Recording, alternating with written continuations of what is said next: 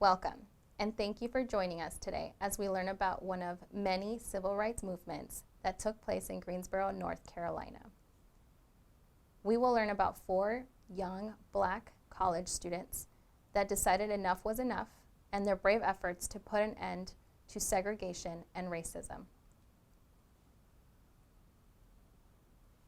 On February 1st, 1960, 4 young Black male North Carolina Agriculture and Technical College students by the names of Ezell Blair Jr., David Richmond, Franklin McCain, and Joseph McNeil sat down at the lunch counter at the Woolworths in downtown Greensboro, where the official policy was to refuse service to anyone but whites.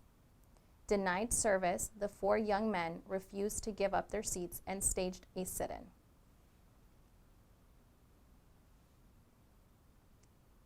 These 4 young Black men were influenced by the nonviolent protest techniques practiced by Mohandas Gandhi, as well as the freedom rights organized by the Congress for Racial Equality in 1947, also known as CORE, in which interracial activists rode across the South in buses to test a recent Supreme Court decision banning segregation in interstate bus travel.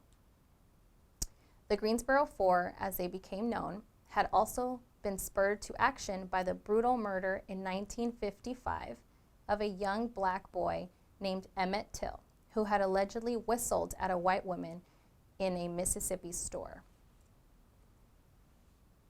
Who was Emmett Till? Emmett Till was a 14-year-old from Chicago, grew up in a working-class neighborhood on the south side of Chicago, and had attended a segregated elementary school. On August 28, 1955, while visiting family in Money, Mississippi, he was brutally murdered by Roy Bryant and J.W. Millman for allegedly flirting with a white woman 4 days earlier, a racist attack that shocked the nation, providing a catalyst for the emerging civil rights movement. The Emmett Till murder trial brought to light the brutality of Jim Crow segregation in the South and was an early catalyst of the civil rights movement. What is Jim Crow law? Jim Crow laws were state and local laws that enforced racial segregation in the southern United States. These laws were intended to restrict social contact between whites and other groups and to limit the freedom and opportunity of people of color. Those who attempted to defy Jim Crow laws often faced arrest, fines, jail sentences, violence, and death. Ezell Blair Jr., David Richmond, Franklin McCain, and Joseph McNeil, known as the Greensboro Four, decided enough was enough. So during their sit-in protest, police arrived on the scene but were unable to take action due to the lack of provocation. By that time, Johns had already alerted the local media, who had arrived in full force to cover the events on television. The Greensboro Four stayed put until the store closed, then returned the next day with more students from local colleges. By February 5th, some 300 students had joined the protests at Woolworths, paralyzing the lunch counter and other local businesses. Heavy television coverage of the Greensboro sit-ins sparked a sit-in movement that spread quickly to other college towns throughout the South and into the North. As young Blacks and whites joined in various forms of peaceful protests against segregation in libraries, beaches, hotels, and other establishments, by the end of March, the movement had spread to 55 cities in 13 states.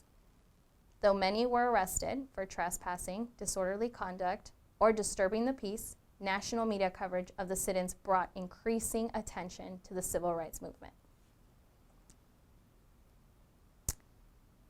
So, in thinking about Greensboro Four, what kind of nonviolent protests do you know that is occurring in recent times? And what were they protesting? I invite you to take this time and what you have learned during this presentation and think about the world around you and what you can do to speak up and support the people around you during times where they may feel silenced, unsupported, unheard, and unnoticed. In the words of Dr. King, life's most persistent and urgent question is, what are you doing for others? Thanks for watching.